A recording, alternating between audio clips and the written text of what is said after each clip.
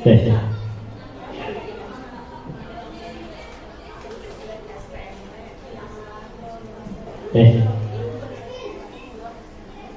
Tes. Tes. Segini cukup ya. Masuk dari sini. Oke. Coba coba. Assalamualaikum warahmatullahi wabarakatuh. Selamat siang, terima kasih ibu-ibu, bunda-bunda yang sudah hadir. Ini gak ada bapaknya. Masih sehat tuh? Sehat walafiat tentunya ya.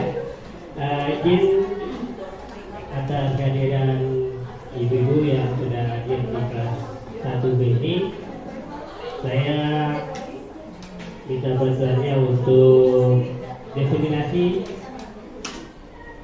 tentang budaya positif. Waktunya cukup lumayan ya. Semoga ini jadi kenang-kenangan kita bersama tentang guru bergerak sebelum yang bergerak bisa tergerak kembali.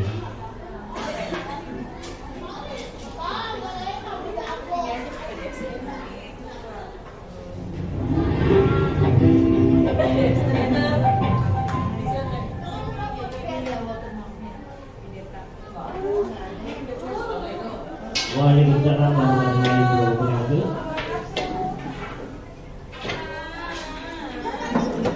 Ya, pada kesempatan siang hari ini izin kita bersepakat dulu tentang forum komunikasi atau forum diskusi, diseminasi atau menyebarkan hal baik kepada rekan-rekan teman sejawat. Yang pertama, kita berharap saling menghargai siapapun yang sedang berproses. Yang kedua, mendengarkan dengan baik. Yang ketiga, boleh izin ya, kelas 12 boleh makan dan minum. Jadi beliau bisa dipersiapkan supaya kita keluar. HP di silent. Setuju? Oke.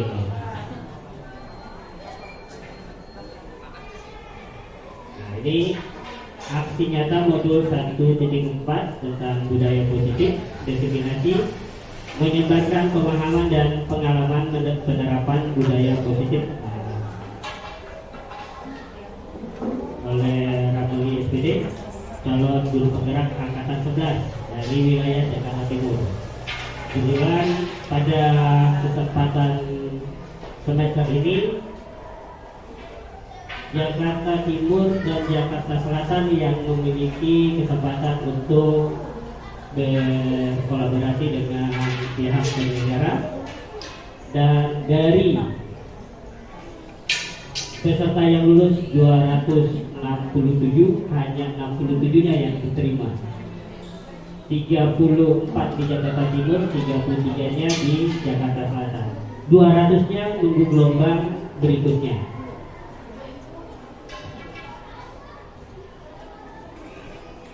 Nah, profil guru penggerak saya sebagai peserta, pengajar praktik saya Pak Bambang, dan fasilitator saya adalah Ibu Kurnia Suti. Kebetulan pada jam dan hari yang sama sebenarnya saya juga harus berkol ruang kolaborasi presentasi di luring daring. Dan sudah izin, sudah izin, tetap masuk. Semoga presentasi siang ini yang lagi roll call tidak masuk ke video saya gitu kan. Agak susah juga izin kita.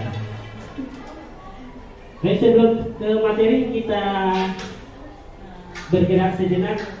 Saya yakin Yanda dan Bunda mengetahui lirik dan nadanya. Ya, biasa gini. Tangan ke atas,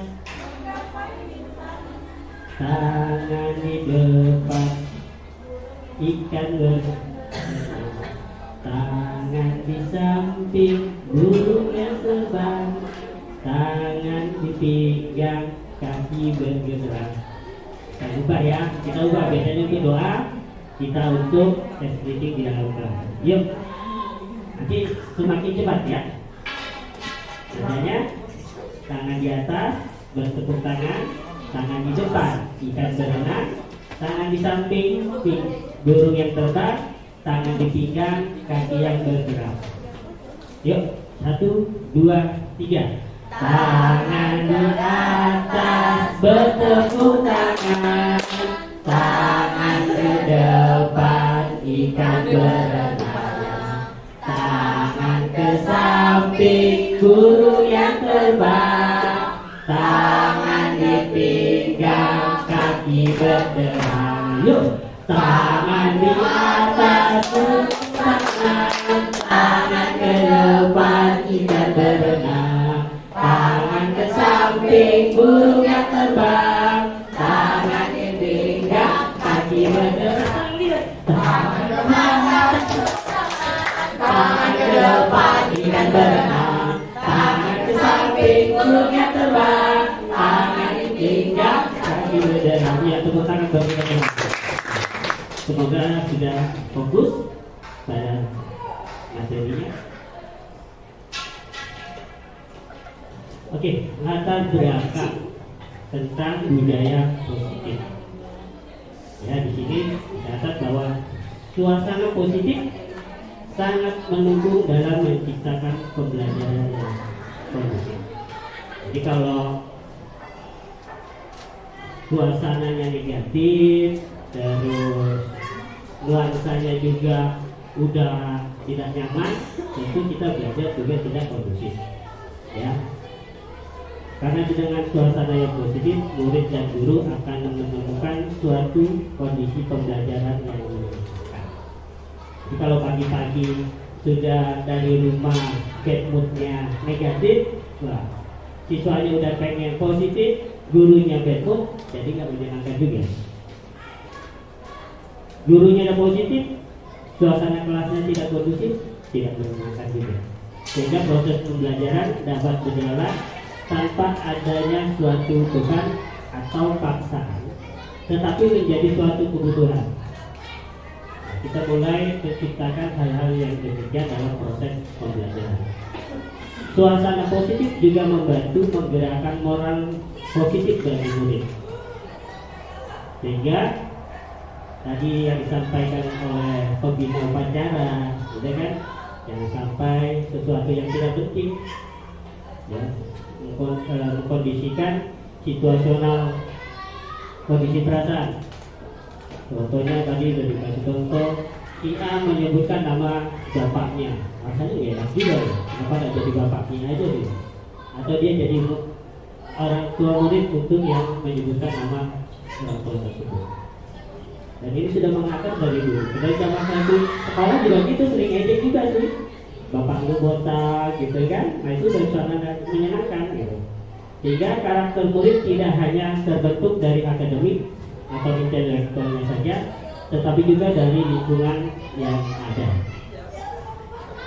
Ini latar belakang kenapa kita harus mempersiapkan atau menciptakan suasana yang positif. Lanjut. Dalam menciptakan suasana yang positif atau budaya positif, konsep utamanya adalah pertama, perubahan paradigma belajar. Paradigma belajar kita yang konvensional, kita mulai ke arah yang modern. Terus disiplin positif, kita mengarahkan ke disiplin positif. Yang tadinya alasannya adalah di depan gerbang macet, siswa bangun terlambat, ya, datang ke sekolah terlambat, mulai dihidupkan dengan disiplin positif. Apa itu disiplin positif? Terus kebutuhan dasar manusia dalam menciptakan suasana belajar yang kondusif, kita juga harus mempelajari kebutuhan dasar manusia dalam proses pembelajaran itu seperti apa, ya. Terus motivasi perilaku manusia dalam proses pembelajaran itu juga seperti apa? Apakah ada faktor eksternal atau dia datang ke sekolah faktornya faktor internal? Terus kita sebagai guru pendidik, ya, dalam menjalankan proses pembelajaran juga dituntut mampu memposisi kontrol restitusi. Restitusi itu apa? Nanti kita akan bahas di poin kelima. Yang berikut keyakinan kelas atau keyakinan sekolah. Ini saya yakin Bapak dan Ibu yang sudah berproses mengalami ini dan Bapak Ibu yang sedang berproses menjadi seorang guru, insya Allah dapat manfaat dari kegiatan kita pada yang hari ini. Dan yang poin ketujuh ada segitiga restitusi. Ini tentang apa? Segitiga restitusi secara umum itu tentang bagaimana kita menyelesaikan masalah yang ada di sekolah, baik guru dengan guru, guru dengan pimpinan, maupun guru dengan orang tua, dan guru dengan guru. Oke, kita lanjut. Sampai saja. Mulai poin pertama, perubahan paradigma belajar, yaitu pembelajaran dengan paradigma baru dirancang berdasarkan prinsip pembelajaran yang terdiferensiasi. Siapa diferensiasi ya? Seperti apa? Sehingga setiap siswa belajar sesuai dengan kebutuhan dari tahap perkembangannya untuk mewujudkan profil pelajar Pancasila.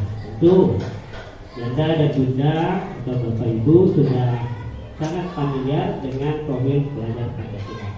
Ya, ada berkebinekaan global, terus ada juga gotong royong, kreatif, dan seterusnya, mandiri dan seterusnya. Ada 6.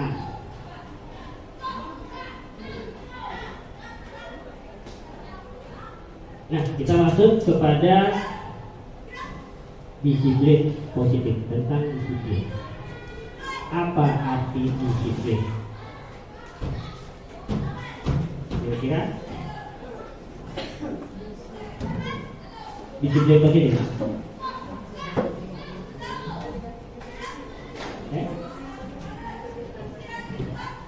Mengikuti peraturan yang ada, disiplin. Arti disiplin.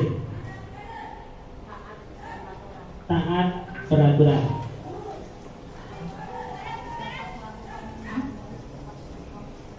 Mengerjakan sesuatu tepat waktu. Oke, secara umum kita paradigmanya pasti ke sana, tentang pengerjaan atau pelaksanaan peraturan tepat waktu, tanggung jawab, integritas. Oke, kan kita lihat ini ada pendekatan-pendekatan dalam budaya kita, seperti yang tadi disampaikan oleh Renda dan juga bahwa kata disiplin sesuatu yang dilakukan seseorang pada orang lain untuk mendapatkan kepatuhan. Kita cenderung menghubungkan kata disiplin dengan ketidaknyamanan. Kenapa ketidaknyamanan? Kalau kita telat pasti kena teguran, kena SP 1, 2, dan 3 dan seterusnya. Itu kan tidak nyaman buat kita. Sebagai pendidik, tujuan kita adalah menciptakan anak-anak yang memiliki disiplin diri sehingga mereka bisa berperilaku dengan mengacu pada nilai-nilai kebajikan, universal, dan memiliki motivasi intrinsik bukan ekstrinsik. Nah, ini nanti disiplin positif itu kita menumbuh kembangkan nilai-nilai kepatuhannya terhadap peraturan, bukan karena faktor eksternalnya, tapi faktor internalnya. Ya. Disiplin positif adalah merupakan salah satu cara penerapan disiplin yang bertujuan untuk menumbuhkan kesadaran serta memberdayakan anak untuk melakukan sesuatu tanpa paksaan, ancaman, dan hukuman. Jadi ini yang harus kita mulai berproses, memindahkan dari tadi kita datang karena faktor eksternal, adanya hadiah dan sebagainya, kita dituntut untuk menciptakan perilaku peserta didik kita datang ke sekolah itu bukan karena nanti dapat pujian dari temannya, datang tepat waktu dan sebagainya, tetapi karena keingintahuan dia untuk belajar dan kesadaran dia untuk belajar dengan baik. Nah, lanjut kepada kebutuhan dasar manusia dalam proses pembelajaran. Ternyata kebutuhan dasar manusia dalam proses pembelajaran yaitu bertahan hidup, bertahan hidup ya. Nah, berikutnya kasih sayang dan rasa diterima. Yang berikutnya penguasaan, yang keempat kebebasan, dan yang kelima ya, Anda dan Bunda pernah melihat anak-anak kita beserta diri kita tiba-tiba berantem. Nah ini kita bisa petakan butuhnya apa dia. Apakah dia berantem karena mempertahankan rebutan makanan? Kan betul butuh bertahan itu karena, atau dia berantem karena penguasaan. Nih menunjukkan bahwa saya paling hebat, paling jagoan di sekolah ini. Nanti dia butuh perhatian bahwa dia adalah seorang yang perlu ditakuti. Atau dia sering jahit ke teman ceweknya. Nah itu kita tanya, kita katakan, dia ngapain sih? Atau dia tidak diterima di kelompok A, B, C, dia sendiri terus. Nah itu kita harus tanya, angkat apa? Kenapa kamu sendiri? Kenapa kamu tidak bisa gabung? Jadi dia perlu suasana yang ingin diakui. Nah itu nanti kita benar-benar bisa melihat menciptakan suasana hati, keinginan serta diri kita. Jangan digeneralisasi bahwa dia melakukan itu pasti nakal. Tidak, lihat, gali potensinya, kesenangan. Nah ini juga jangan sampai dia jahil karena dia senang gitu melakukan sesuatu. Tanya paling dalamnya apa dia butuhnya. Contoh, murid kita namanya Fabian, masih tahu? Fabian, ya, anak floorball, 2 semester aman, semester kedua akhir mau kenaikan kelas, ibunya datang ke saya, alumni, bukan saya kan, saya udah masih di SD, sekarang anaknya udah alumni, datang ke saya minta bantuan karena anaknya mangkir dari sekolah sejak dia sakit kulitnya sembuh, anaknya tidak masuk, akhirnya sekolah datang 3 kali, baru saya datang ke rumahnya karena minta bantuan, saya pikir rumahnya dekat sini, tahunya rumahnya di Klender. Ibunya bolak-balik. Pertama saya bilang ibu dulu yang melaksanakan pendekatan. Nggak bisa Pak, ya sudah. Balik lagi, datang jam 9, balik lagi jam 11. Saya pikir lagi berproses, ternyata perjalanannya jauh. Saya datang ke rumahnya bersama ibunya. Pendekatan tuh rumah dikunci sama ibu. Karena tahu parahnya mau datang, dia kunci. Nunggu 10 menit baru dia buka. Baru saya komunikasi apa, masalahmu apa, apakah ada yang menjahili di sekolah atau bagaimana? Tidak, jujur, keinginanmu apa? Ternyata dia termotivasi ke musik. Teman-temannya punya stick baru, punya sepatu baru, punya sepatu yang layak, dia nggak punya. Memang rata-rata anak kita di bagian ekonomi ada.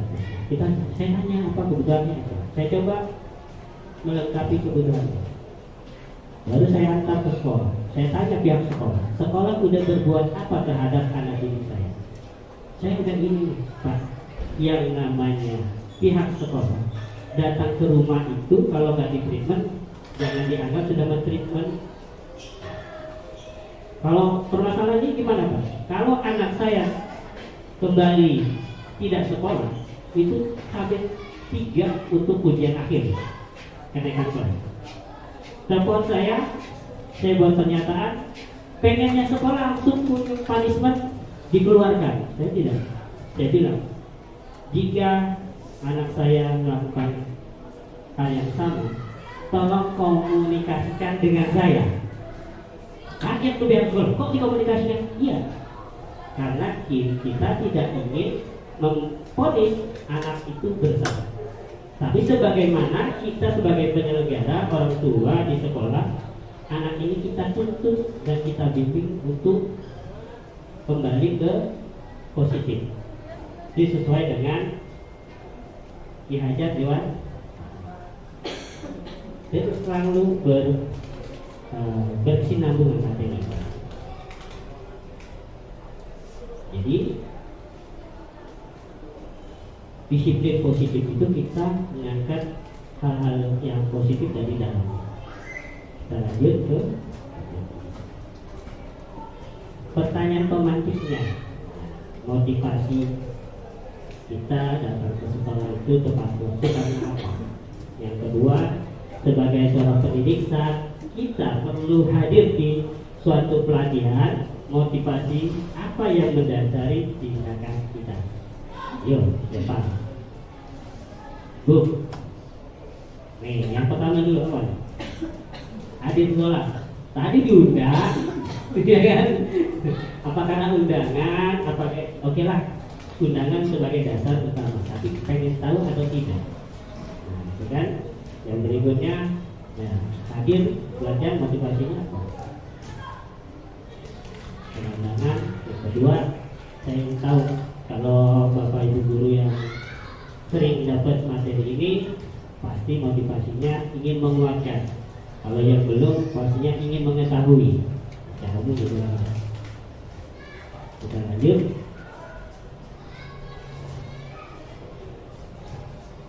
Ayah dan bunda, bapak ibu, ternyata motivasi perilaku manusia menurut Kiai Dewantara ada 3. Yang pertama, menghindari ketidaknyamanan akan hukuman.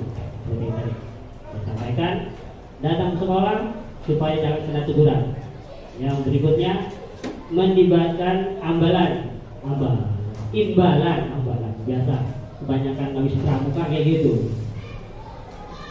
Imbalan atau penghargaan dari orang lain, bisa dari kepala sekolah, bisa dari teman sejawat, ya.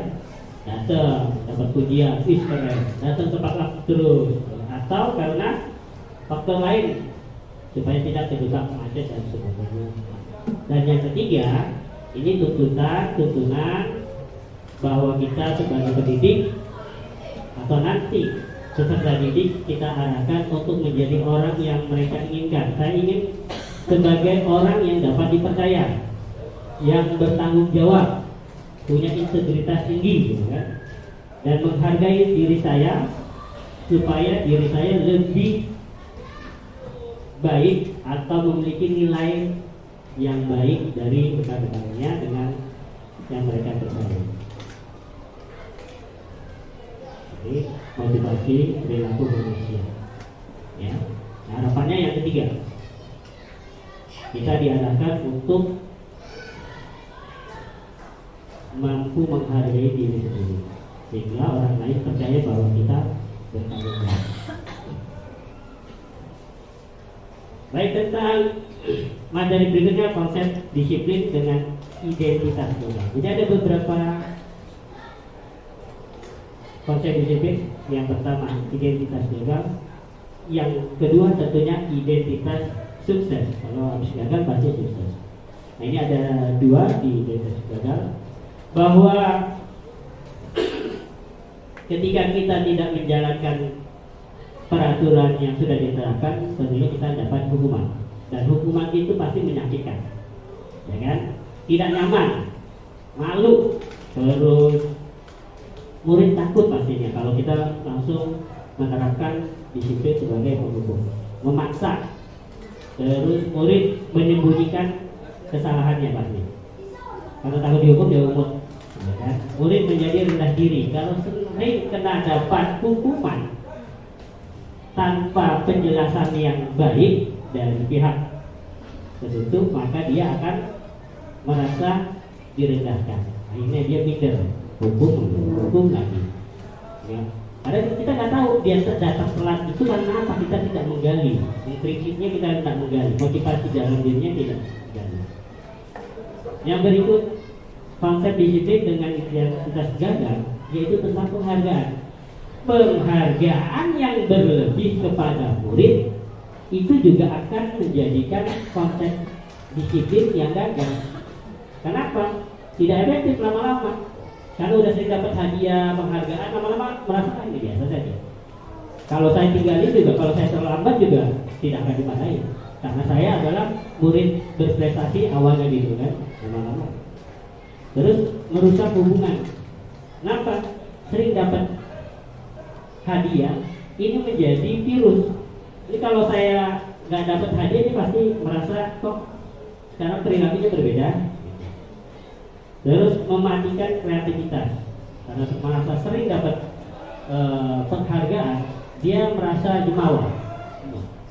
Besok juga yang dapat penghargaan pasti saya. Menghukum dengan sistem ranking juga sama, ya. Sekali efektif, berkelanjutan jadi tidak efektif. Karena ada ketergantungan dengan orang lain. Terus merampas hak menghargai dirinya. Dia lama-lama tidak menghargai dirinya. Ya tadi, selalu dapat prestasi yang bagus di sekolah, dia jumawa, akhirnya dia tidak menghargai dirinya, bahwa dia dituntut untuk terus mempertahankan prestasinya. Kalau nggak berprestasi, dia tetap masih merasa dia yang paling hebat. Oke, selanjutnya, kalau tadi gagal, sekarang sukses. Ada dua juga tentang konsekuensi dengan restitusi. Kalau konsekuensi biasanya penguatan jangka pendek, terus perlu monitoring berkelanjutan, stimulus respon. Saya dapat ini karena ini, saya melakukan ini akibatnya ini, konsekuensi. Saya tidak mengerjakan PR, saya pasti kalau nggak dihukum, konsekuensinya menambah atau mengerjakan PR di luar kelas. Itu konsekuensinya, ya kan? Murid menghormati peraturan, tapi ketika dia tidak mengerjakan, ya dia merasa konsekuensi paling kita juga dikasih ini, dikasih itu, gitu kan? Kehilangan waktu untuk mengurangi kesalahan. Ya tadi, nggak ada main kerjain, ke depan kerjain. Akhirnya dia tidak dapat waktu untuk belajar tuntas di materi berikutnya. Restitusi, ya. Ini restitusinya di skip dulu. Tapi tujuan dari restitusi nanti menghasilkan murid yang bertanggung jawab atas perilakunya. Penanganan disiplin fokus pada permasalahan jangka panjang. Jadi misalkan tadi dia tidak mengerjakan PR, kita melakukan tindakan restitusi, bukan melakukan tindakan sebab akibat atau konsekuensi. Kalau restitusi diharapkan dia bisa merubah sikapnya untuk proses jangka panjang. Murid jadi menghargai dirinya dan orang lain. Murid bersemangat untuk memperbaiki kesalahan. Ya kan, kata kuncinya restitusi. Hasilnya akan seperti yang ditampilkan.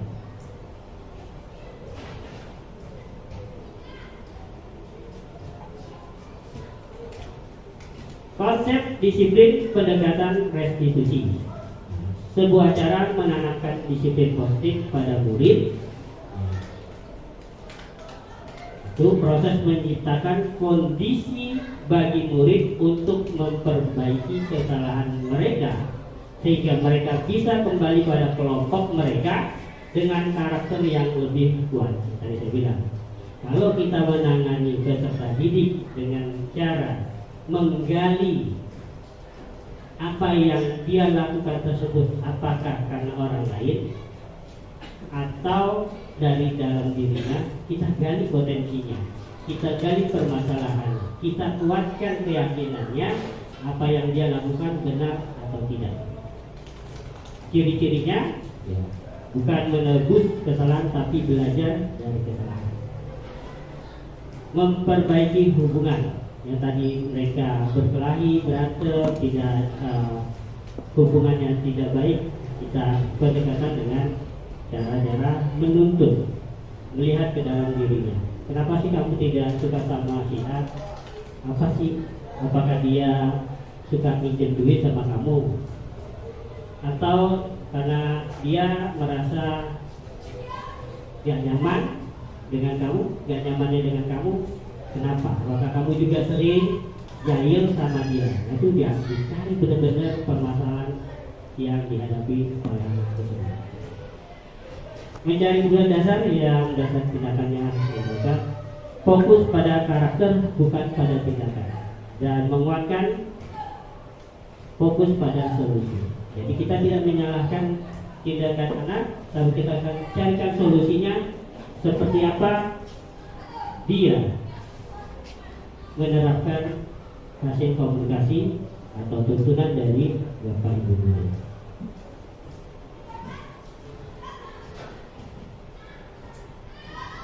Yang dari mudah ini perbedaan seperti tadi contoh kasus yang sering terjadi itu tidak menggunakan PR.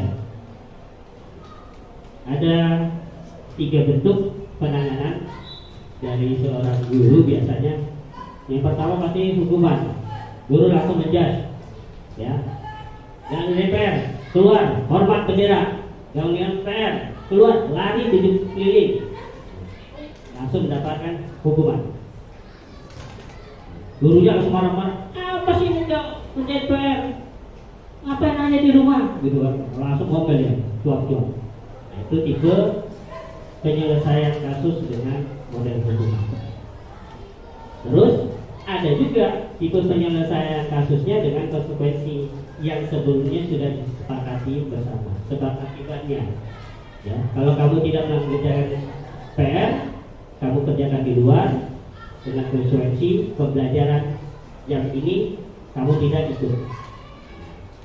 Terus guru tegas, sebab akibat kamu nggak ada tugas, namanya tugas, ya sudah, kamu duduk aja di luar atau berdiri di sana dengerin. Tapi kalau guru menangani masalah murid dengan cara restitusi, ya, tentu dia akan menanyakan apa sih yang kamu lakukan itu, apa yang kamu yakini, apakah yang kamu yakini itu sudah benar dengan tindakan kamu di sekolah, kesepakatan kita bersama. Kalau memang tidak, lalu kenapa? Nah, seterusnya guru terbuka menghormati tindakan siswa tersebut. Bukan berarti kita jadi budak, tapi kita mengarahkan anak didik kita berubah tanpa harus memarahi, tanpa harus memberikan konsekuensi dari tindakannya. Namun kita tetap memberikan solusi yang terbaik buat anak didik kita. Ya, bukan karena kita selalu mengalah, suaranya direndahkan, suara volumenya kita tidak meninggikan, bukan berarti kita kalah dengan mereka. Tapi kita mendorong anak didik kita berperilaku positif dengan menceritakan apa kebutuhan dia. Oh Pak, semalam saya kebetulan ikut mama ke rumah paman, jadi bukunya tidak terbawa. Lalu sebaiknya kamu bagaimana? Izin Pak, boleh nggak kalau saya mengerjakan PR-nya sekarang? Kan bisa kita permudah seperti itu. Artinya dia sudah mengakui kesalahannya, dia juga mencari solusinya bahwa dia akan mengerjakan tugasnya. Baru kita kuatkan dengan ke depan, kamu mau apa, mau bagaimana? Makanya dia pasti saya tidak akan mengulangi lagi.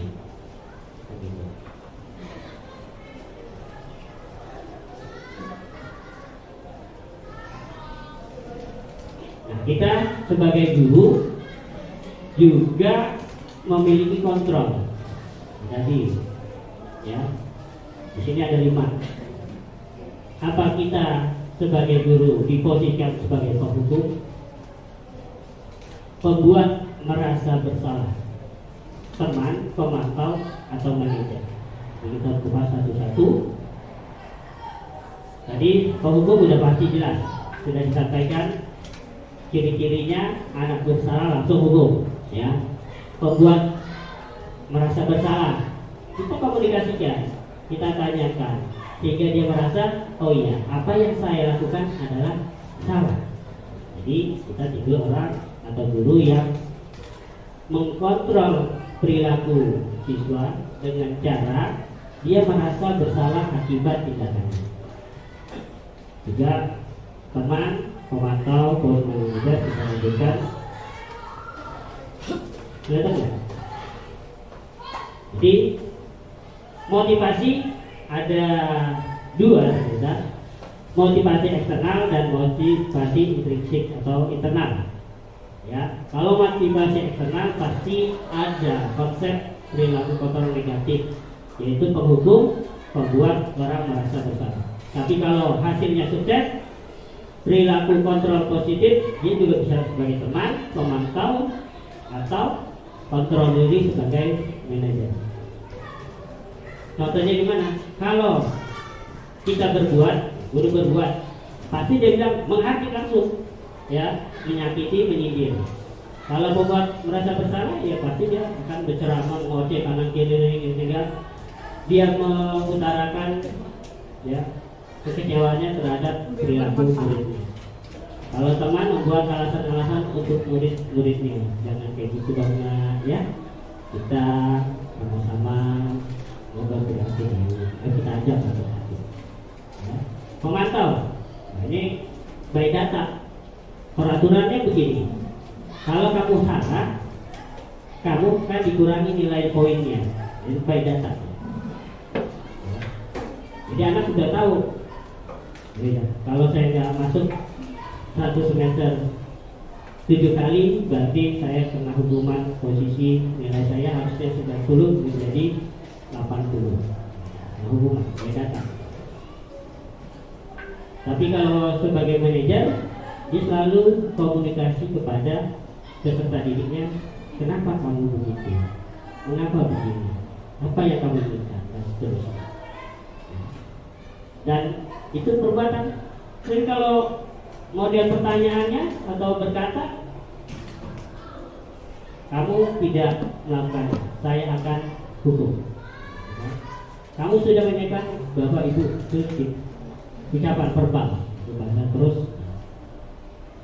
Lalu hasilnya dari dua berbuat dan berkata atau perilaku dan perkataan, hasilnya anak cenderung memberontak, selalu kena salah terus, ya, karena tidak digali. Saya salahnya apa? Kok nggak ditanya? Tiba-tiba dihukum. Akhirnya anak kan berontak.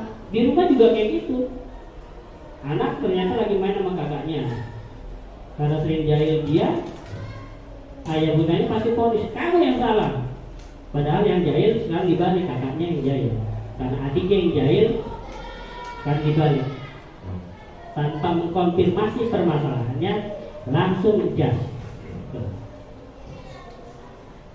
Terus siswa atau anak juga akan, kalau ada yang berbuat salah, dia akan selalu menyembunyikan permasalahan, pendiam dan sebagainya, ngumpet. Kalau perilaku sebagai teman, peserta didik menganggap kita ya temannya, ketergantungan kepada kita, ntar juga dibelain, padahal tidak. Ya, kalau yang pemantau, dia akan menyesuaikan. Oh ya, saya tahu nih peraturannya. Ngambil setelahnya dia, karena dia tahu peraturan. Setelah yang bisa dimainkan, dia akan main di situ. Ya. Tapi kalau diterapkan perilaku kontrol peserta didik dengan manajer, posisi sebagai manajer, dia akan merasa dikuatkan dan dihargai. Karena dikomunikasikan dua arah, bukan satu arah, dua arah, dan seterusnya. Sehingga dia merasa dihargai. Walaupun dia berbuat salah, dia pasti ditanya, dihargai, diposisikan untuk tidak sebagai terhukum.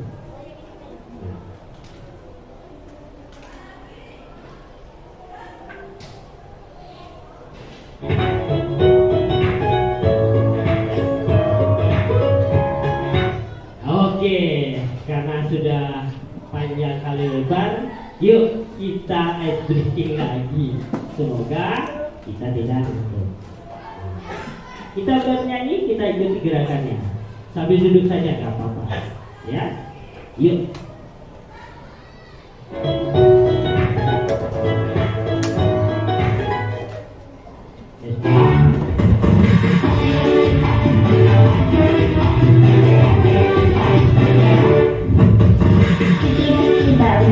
Kita bikin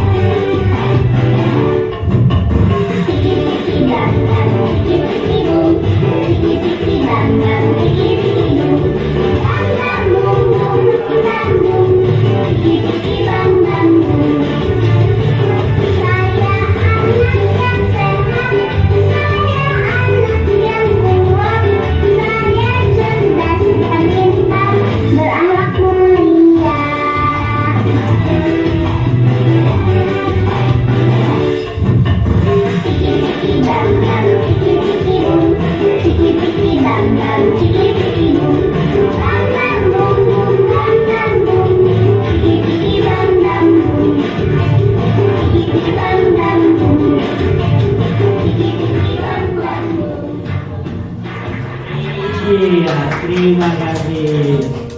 Sudah bergerak kita. Alhamdulillah, kita lanjutkan ke materi berikutnya. Hei.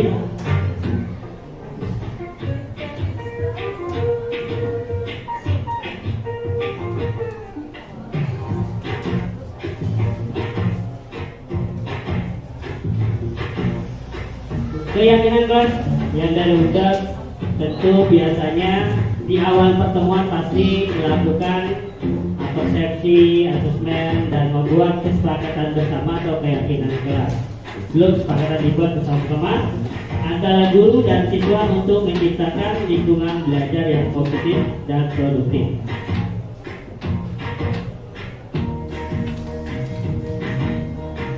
Bagaimana pembentukan keyakinan kelas? Tentu keyakinan kelas hendaklah bersifat abstrak, tidak langsung spesifik, abstrak. Keyakinan kelas dituliskan berupa pernyataan universal, bukan seperti peraturan-peraturan. Tidak boleh kalimat kata tidak itu yang tidak akan tercantum dalam keyakinan kelas. Keyakinan kelas hendaknya tidak terlalu banyak, jadi nggak kayak peraturan sampai 300 gitu. Kita cukup ya 3 saja. Yang penting kita meyakini bahwa konsep belajar dengan 3 poin saja itu menjadi aman, nyaman, dan menyenangkan. Semua warga kelas hendaknya ikut berkontribusi dalam pembuatan keyakinan kelas lewat kegiatan curah pendapat. Ditanyakan, nah kita mau kelas kita mau kayak gimana nih? Oh ya, kelas kita maunya ceria terus, bersenda gurau, berceramah dan sebagainya. Terus bersedia meninjau kembali keyakinan kelas dari waktu ke waktu. Tidak konsepnya sama. Tahun ini begini, tahun depannya dirubah lagi sesuai dengan karakter dan kebutuhan belajar siswa.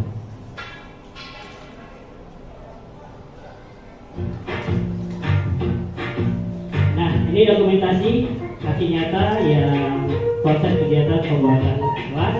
Nah, kita adakan diskusi, kesepakatan bersama. Kita bagikan post-it-nya supaya mereka mencatat curah pendapatnya, membuat aturan, ya. Dari peraturan nanti kita ubah jadi keyakinan kelas, ya. Tempel satu-satu ke depan, ya. Terus baru bersama guru membahas antara peraturan yang dibuat oleh siswa, kita ubah dari negatif ke positif dengan keyakinan kelas. Terus siswa dan guru membuat kesepakatan kelas, ya, dalam bentuk kalimat positif, ya. Terus siswa sama guru membuat perjanjian untuk jari untuk melaksanakan keyakinan kelas. Boleh seperti itu, boleh dalam tulisan, ya, tempel keyakinan kelas. Misalkan saya olahraga, keyakinan kelasnya kalau berolahraga, ya, menggunakan sepatu olahraga, ya, seterusnya dan seterusnya. Salah satu contoh seperti itu. Restitusi. Nah, tadi ada kalimat restitusi, kita kunci tadi, Ya, proses menciptakan kondisi bagi murid untuk memperbaiki kesalahan mereka sehingga mereka bisa kembali pada kelompok mereka dengan karakter yang lebih kuat. Itu menurut dosen ya tahun 2004. Jadi kita menggali akar masalah ketika siswa atau peserta didik kita melakukan yang tidak sesuai dengan kesepakatan kelas. Jadi ada tiga segitiga restitusi. Yang pertama, menstabilkan identitas, tidak langsung menyalahkan siswa. Semua pernah melakukan kesalahan. Jadi kalau ada siswa kita berbuat salah, misalkan berantem, ya bisa saja dalam bahasa yang sederhana, nah apa yang kamu lakukan bukan kamu doang, kamu juga, bapak juga pernah loh gitu. Di sekolah juga berantem. Dengan menstabilkan masalahnya dia, udah dapat, dia mengaku dia merasa oh iya, diakui kesalahannya sama dia. Terus kita validasi tidak ada yang salah dengan alasan. Nah, tapi apa yang kamu lakukan itu tidak baik, gitu kan? Kalau sudah tidak baik, apa sih yang kamu butuhkan? Kebutuhan kamu apa? Oh, saya ingin diakui di kelompok saya, ingin dihargai, ingin dikasih sayang. Saya melakukan itu karena saya lapar, jadi rebutan makanan. Berarti dia butuh makanan dan sebagainya. Baru kita yakinkan apa sih tindakan yang kamu itu benar tidak? Oh, enggak sih Pak. Apa yang saya lakukan tidak benar. Lalu kedepannya kamu apa? Mau sebagai apa? Kedepannya akan saya tidak melakukan yang salah. Itu contoh dari kalimat penanganan. Nah ini tamat. Dalam aksi nyata kita juga ada kasus ini. Fatimah nih. Fatimah melakukan tuh dari olahraga yang lain berdiri, dia mempraktekkan lempar tangkap bola sambil tiduran. Saya lagi mikir itu, ini gimana aja gitu. Ada di kasusnya langsung. Baru kita tangani. Panggil, kita ajak bicara, ngobrol.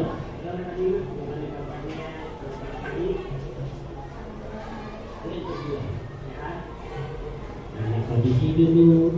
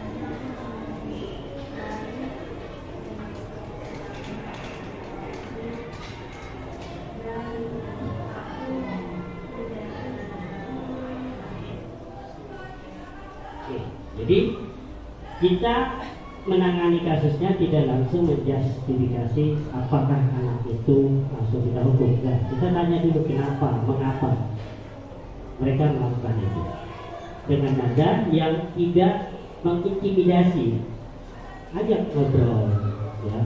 Sebagainya kita kuatkan dulu permasalahan dia, baru kita stabilkan, kita cari keyakinannya, juga kita simpulkan, sehingga kita bisa menanyakan itu sikap kamu yang demikian itu bisa berbuat yang tidak. Kasus 2 juga sama ya, saya skip saja. Nah, masuk sini. Aksi nyata penerapan budaya positif. Ya, kita sudah melakukan kegiatan 3S atau 5S, senyum, sapa, salam. Terus juga sebelum belajar pasti Yanda dan Bunda pernah mengajarkan atau mengajak lalu diawali berdoa dan ditutup dengan berdoa. Kita selalu ada sholat duha, ada kegiatan rohani di atas sesuai agama. Juga kita juga melakukan piket kelas, kerjasama dan belajar, saling berbagi makanan juga pernah kita. Ya, makanan sehat dan sebagainya itu kita lakukan. Ini budaya-budaya yang positif ini harus kita pertahankan. Nah, ini juga sama. Tadi ada masalah, kita tangani, bukan kita hindari atau abaikan. Kita tangani dengan baik, dengan program restitusi, dengan pendekatan yang baik. Ya. Kita juga ada kebiasaan senam bersama untuk menyehatkan tubuh dan sebagainya. Kita juga pasti di dalam kelas itu mengusahakan belajar dengan tertib, nyaman, aman, sehingga mereka senang di dalam, ya kan? Kita juga pernah ada program makan bersama, itu saya sering lihat tuh.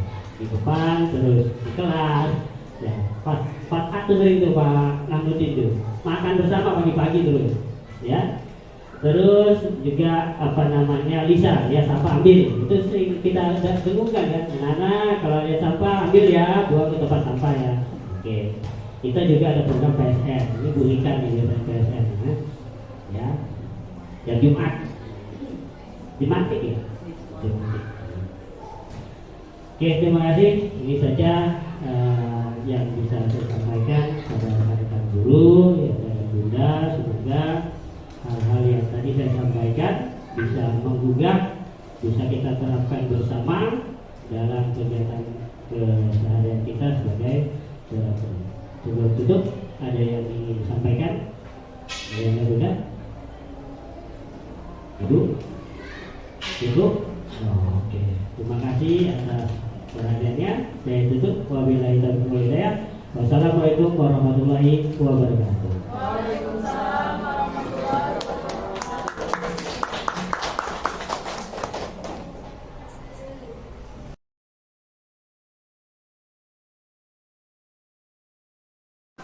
Halo, perkenalkan nama saya Garuna Syeda Presya. Saya memberikan review mengenai presentasi dari Bapak Ramli kemarin.